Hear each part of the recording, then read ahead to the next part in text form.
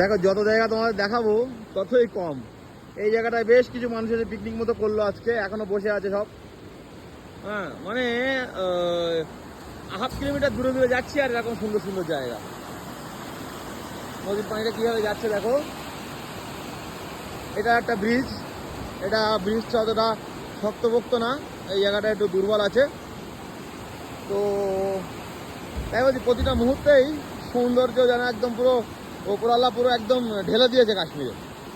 দেখো এখান থেকে নদীর পানিটা কিভাবে যাচ্ছে দেখো, কি দুর্দান্ত লাগছে না।